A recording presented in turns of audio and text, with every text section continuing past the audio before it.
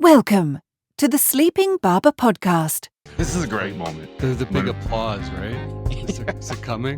In my mind, it's like overwhelming. It's thunderous. Oh my God, applause. it's Mark and me. What? Whoa. Oh my God, those guys are awesome. Welcome back to another episode of our Barber's Brief. If you're a new listener around here, Mark and I like to use this forum to discuss things that have caught our attention over the last couple of weeks. Like to highlight our marketing moment, discuss our ad of the week. Mark, good morning. Good morning, V. How's I'm it good. going? Good. How are you? We have living a dream. yeah, we're living a dream. And just some unrelated marketing news is trying to figure out what to do with my kids because we've got this looming strike happening for the teachers, and I That's don't know true. what we're gonna do with our kids. Anyway, That's true. Yeah. it's a really fun moment. Yeah, I could only imagine. Okay, first up, you're with our first story. What'd you find? Yeah. Another one, from Mark Ritson and his new location at Adweek. When a discount becomes a death spiral is the name of the article. And I was thinking about this. Do you remember when Herman Simon told us about the profit equation? Absolutely. Profit equals price times volume minus cost. Then price was a 10x multiplier of profit, whereas volume and cost combined was 10x. So Ritson had a great article talking about sort of the impact of price and specifically looking at BYD. I always wonder, I don't know how to properly, if it's bid or if it's BYD, but it's the world's largest EV maker either way.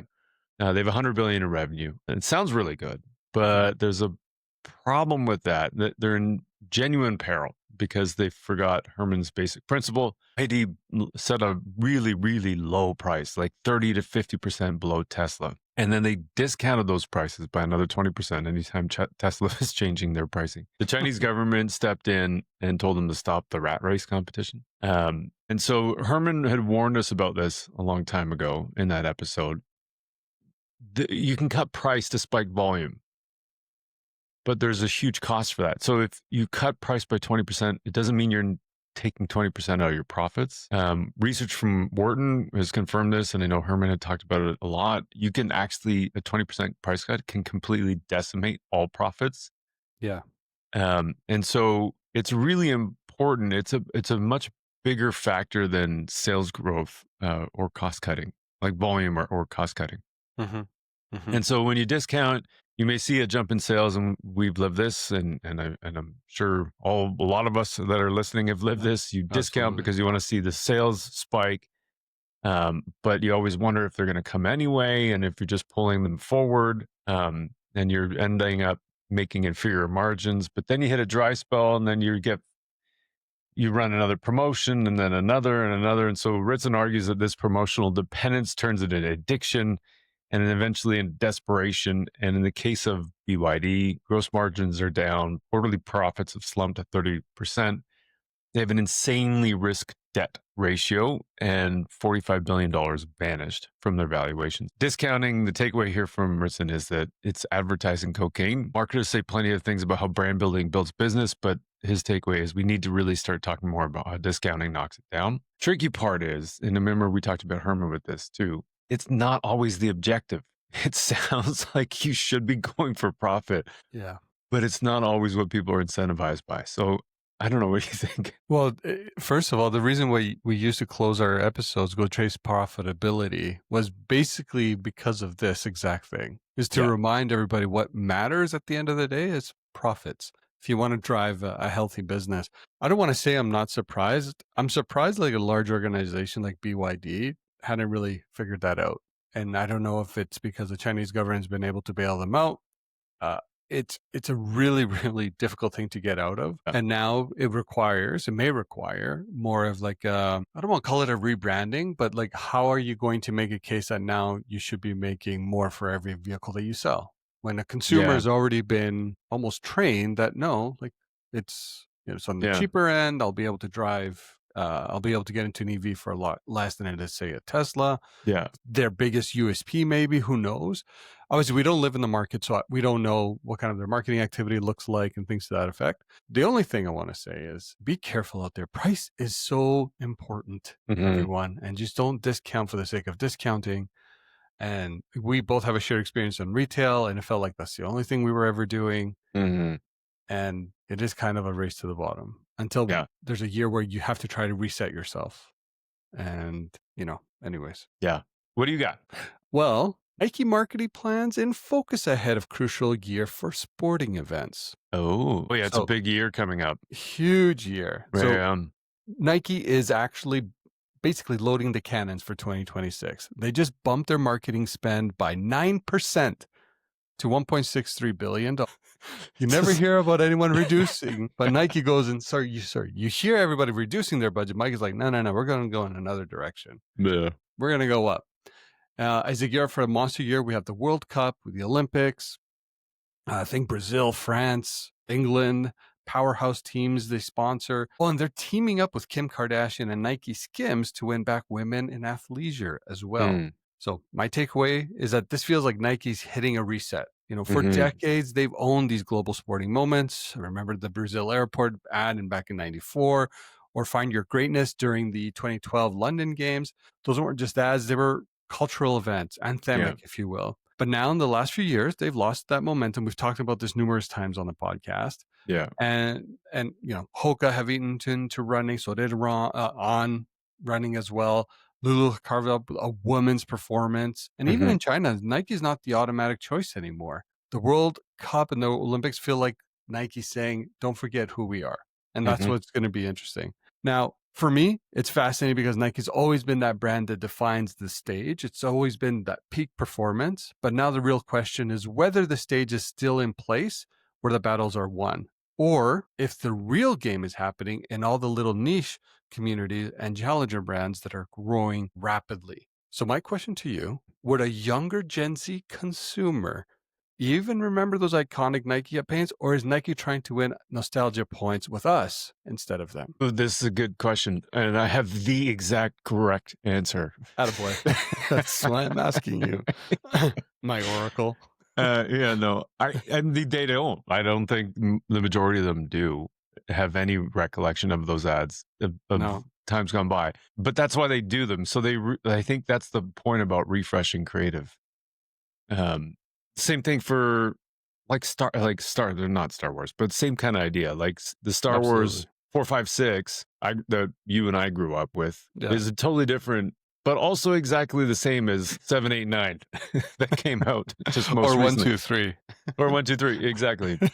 And so it's like the same story, but it's refreshed and repurposed and updated to meet today's consumers. And so that's fair. On one hand, you're creating nostalgia. On the other hand, for people that remember the old ones. But on the other one, you're building new memories for the new people. So I don't think the Gen Z have any recollection. I wouldn't expect them to have any recollection of those other things, unless they're obsessive and they found it on YouTube or something.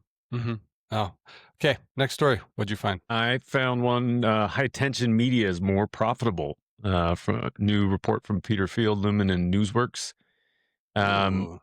So. And there's so many interesting themes that keep circling around, attention being one of them. So high attention mediums like TV, cinema, radio, magazines, and news brands deliver 58% more attentive seconds per, and this is a British study, so per pound spent. Okay. And so when you use those tools, it boosts market share by 12% and brand effects by 17%. And yet over the past decade, they talk about how in 2015, 68% of media spend went towards high attention media. Fast forward 10 years and almost exact same percentage, 70%, goes to low attention media. So this is that conundrum or the paradox. So we put ads out there, but we're not really paying attention to the quality of the ads, of the mediums that we're putting it in. So ads on news brand sites receive 40% more attention than the top 500 non-news sites. Video on news brands get 24% more attention. The attention translates directly to awareness. 11% is up awareness is up by 11% for high attention versus low attention medium. Consideration goes up by 23%. Action intent goes up by 32%. Wow. And so there's a whole bunch of things that has an implication of this. The takeaway is that attention isn't just a metric or a state of mind. It's also a proxy for effectiveness. And interestingly, recently I attended a talk on the economic impact of advertising. And in Canada, funny enough, the advertising industry is bigger than the auto industry in terms of Really? GDP contribution, That's crazy. which is amazing. And then you start thinking about the speaker was talking about, like, you have the opportunity to invest and put your dollars anywhere. You're putting it into places that are not, if you talk about Buy Canada and all that kind of stuff. There's a lot of these local news outlets that have high attention mediums that just aren't they're passed over because the ease of buying on Facebook or Google or programmatic. So it's an interesting idea just to reconsider media choices. You know what, though? This feels like it goes against what we were talking to Ben Allison about, because the high tension media like CTV, cinema, like I'm seeing here, were all part of the 20% of your budget, whereas everything else was kind of investing in a lot of the walled gardens, because that's where the attention media is at, where people is kind of like engaging with this content, thumb stopping, etc. So this is kind of flipping that.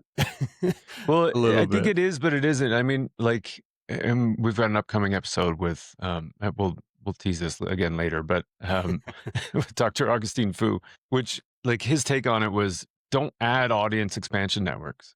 I think that's where a lot of this stuff comes in. You have a lot of this remnant inventory that has very low quality in terms of attention. Yeah, absolutely. Even though it seems cheap, it's probably not good. Yeah. Yeah, that's fair. That's fair on that side. Okay, final story. Meta launches paid ad-free option in the UK. What? So here's one for you. Would you pay $3 or £3 a month to scroll Instagram without a single ad? Negative. Okay. Meta just launched its ad-free subscription in the UK for £2.99. Is it pence? Cents? I don't know. Yeah. On desktop, maybe. And then $4 on your £4 on your phone. And if you got multiple account, that will cost you extra. Now, this isn't just Meta trying to be generous. Regulators in the UK have been pushing for users to get a real choice about their data and ads. And earlier this year, the EU fined Meta over 200 million euros. So you can see where the pressure is really coming from. Now, my takeaway on this, I think this will really test how much people actually value an ad-free experience. We've all complained about ads, but when it comes time to pull out our wallet, are people really going to be paying for that privilege? I don't know. What do you think? I mean, some people will. Like, some people that matters to, and some people will want to give $3 or $4 a month to Meta. I wouldn't. It's just not that important to me. I think there's this other side that the article didn't really cover, is like when you maybe get like over adified, if that's even a word, you just stop using the platform. Like there's a point where you just start shifting your attention somewhere else. And that's something that I think in this we'll probably see. So you'll have people that are likely going to continue to pay for ads, for no ads, people just using the platform for free. And then maybe I won't call it a mass exodus, but eventually there'll be another platform like a TikTok came up that will garner more attention than others, and people will just start shifting away as well. So yeah, it's interesting, but I wonder if this is just in Canada, we have quite strict laws as well and regulations, more so than in the United States. And I wonder if we'll see something like this come our way as well. It's very likely. I mean, there's definitely a meta trend, let's call it, towards more privacy. Yeah. And not just for Meta. I just mean like a large global trend, more privacy, less tracking. I'm here for it, though. More controlled to be honest with you. Experiences. I'm here for it. Like, I think we as consumers have really understood the power of the information that our digital footprint and the value of that. And it's up to us to see like how much do we actually value it. But I love where the industry's going, more privacy, more consent based. Totally. Yeah, I agree. Funny enough, I get, well, I don't know why, but French ads on all my YouTube ads. Oh, me too. No. So I could almost see them. I could almost see them doing stuff like that just to make me want to pay. Just to mess with you. Totally irrelevant ads to me to make me want to pay a monthly fee. That's fair. Okay, on to our marketing moment. Yes. Enlighten us. Well, there's this really interesting report from our friend Ty Heath at the B2B Institute. They worked with a guy named Derek Sorry, Derek. And the Ehrenberg Bass Institute on how to win mindshare in the Gen AI race. So there's dozens, maybe even hundreds of Gen AI brands out there. The big takeaway from this report is confirming some of the things that we probably could have predicted from how brands grow and some of the work that on B2B buying that Jan and Mimi talked to us about a couple of weeks back. So the Gen AI race, meaning like Claude and Perplexity and ChatGPT and Gemini and all that. Yeah. So it won't be won by the company with the best model. It will be won by the company with the strongest brand, and the advertising remains a powerful tool to build memory. So here's some really interesting facts that they did. And there's a ton, this report is dense. Like I can't cover it all here, but I'll just cover some of the highlights. There's some really cool stuff in there. So here's some fascinating facts that I thought. Only 30% of organizations have purchased Gen AI solutions in the past 3 months. So this isn't necessarily the mad dash that we've all been thinking it is. Yeah, no. The adoption is unfolding slowly, which means it's a long game and not a sprint. So that was really interesting to kind of think about, because it seems like everybody's on it and talking about it, but not necessarily everybody's investing in it the same way. The second stat was that there's 2.4 is the average number of brands considered when purchasing a Gen AI software, which is the same number. 3. No, which is the same number for big and like for large enterprises and for SMEs. I wonder if it's just Gemini and OpenAI. Well, this is the thing. So there's 60% of people only looked at 2 other service providers, and 22% didn't consider any alternatives at all. So there's just one, and they were just going to go with one. And so it turns out the biggest competitors aren't just other AI vendors. You're competing against your biggest competitors, and this is like a long-standing thing in B2B, is indecision, organizational inertia, time constraints, ingrained biases. Like we have a Google setup, so we're going to just go with Gemini, or we have a Microsoft Office setup, so we're going to go with the Microsoft version. Like it's so there's people are just not making decisions on maximizing their benefits. They're minimizing regret, and I think it's really an interesting point. The last point here I wanted to just bring up is that 60% of Gen AI buyers purchase from an existing vendor. Yeah. So it's an add-on to an existing relationship. So OpenAI, Google, and Microsoft, not surprisingly, dominate in mindshare and market, both mindshare and market share. They hold 40% of the mindshare between them. So Microsoft is at 11, and Meta's at 5.8. So it's Microsoft, Google, and OpenAI have the biggest chunk, and then there's a giant drop down to Meta, which is the next biggest one at 5.8%. And then, but after that, there's a whole cluster of smaller is a relative term, brands that are all fighting out for about 2 to 4% of mind share, which is closely tied to their market share. Yeah. And so the companies like that you might be familiar with, like Perplexity would be one. There's SAP's got embedded stuff. Snowflake is another one. There's a whole host of products and services out there that have AI built in it. The leaders, though, really have a massive B2C advantage if you think about the OpenAI, Google, and Microsoft. Yeah. And so while you're marketing to the buyers who work at home, they've already kind of got this bias from just things that they've been doing. They're spending their weekends asking ChatGPT to plan vacations. They're using Google to auto-compose emails. They're relying on Microsoft to draft resumes. Totally. And so there's this halo around the B2C environment that's benefiting the B2B application. Oh, yeah, I could see that. Yeah. And from an advertising perspective, 75% of Gen AI buyers recall seeing a Gen AI ad in the past 3 months. But when they asked, the researcher asked people about the advertising messages they remembered, only 42% recalled a generic message about Gen AI and the importance in the category, and 18% recalled any kind of business benefit, and only 11% remembered a specific brand or product feature. Oh my goodness. So it's not that the ads are bad, they're just totally indistinct. And I think it's the same thing we've been talking about for so long. If the messaging sounds like it could come from any of your competitors, it won't get remembered. And if you're not remembered, you won't be chosen. there's a ton of really great tips and takeaways from marketers that come out of this. But first one is relevance. So here's what makes the ad relevant. 23% that it should contain useful information. Another 13% said it could identify the situation or an example in the ad.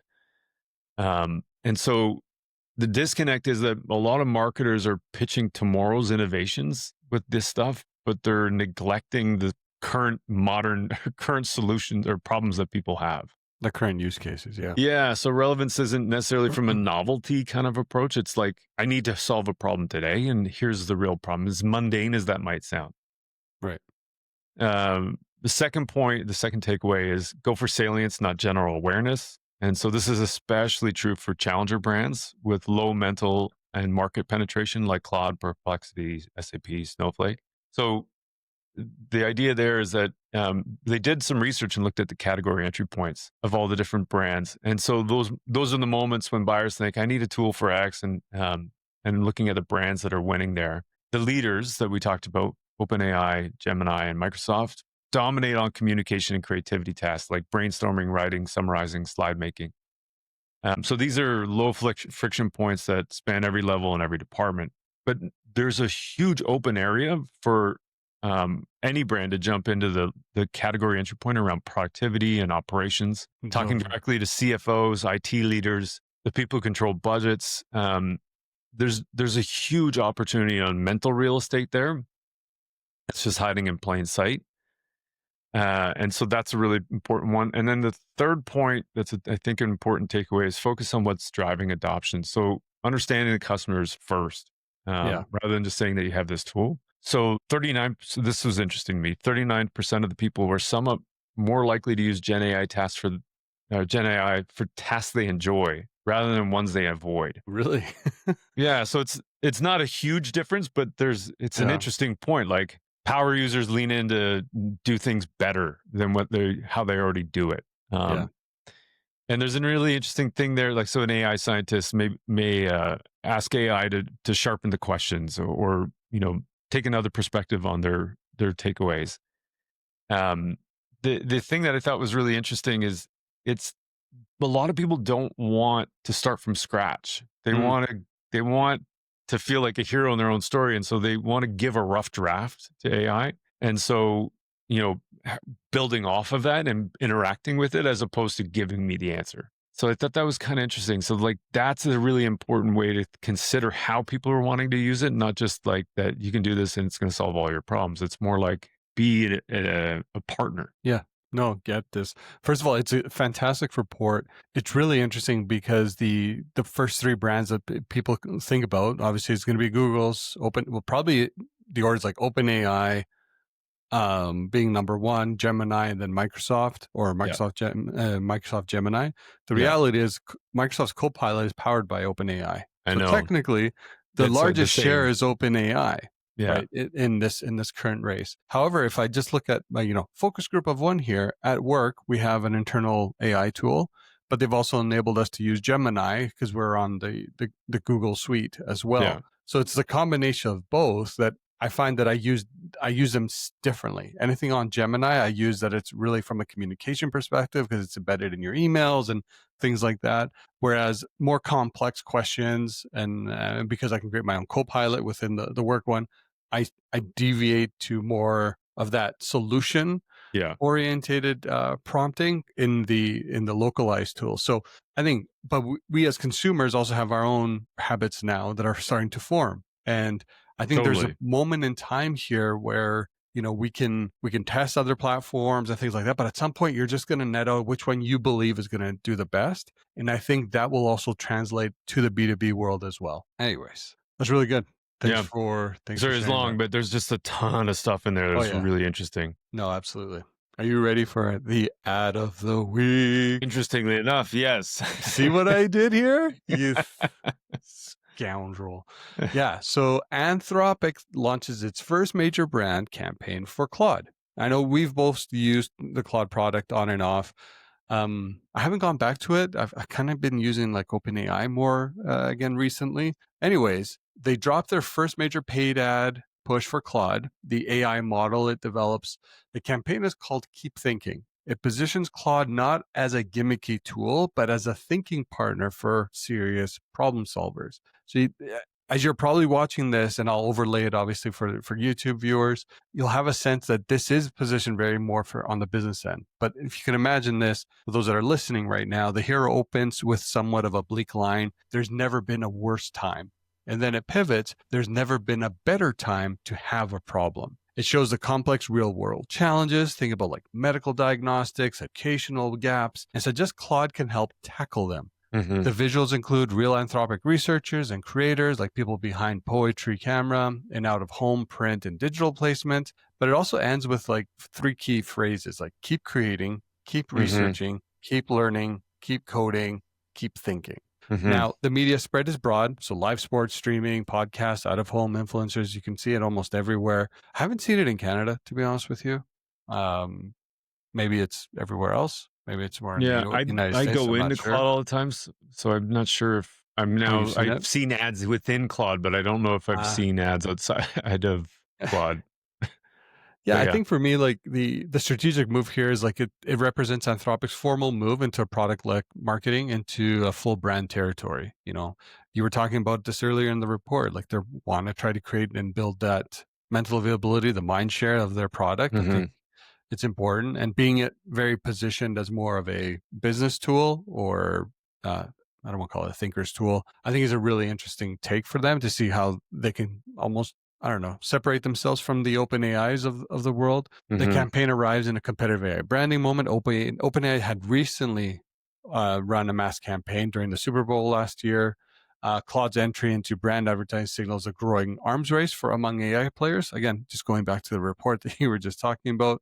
And at the end of the day, I think this also helps with its reputation. Anthropic recently settled a copyright lawsuit. I don't know if you caught wind of that, but over $1.5 billion related to training data. So building identity, trust, and brand narrative is more crucial now than ever. And my very, very quick takeaway here is that shift is happening, and from selling what an AI can do to selling what it stands for is probably going to be almost like its own purpose. We talked about purpose, but it feels like these AI tools have to do some of that. Claude Campaign tells us that with AI, differentiation will come less from the features and more from identity, values, and the narrative.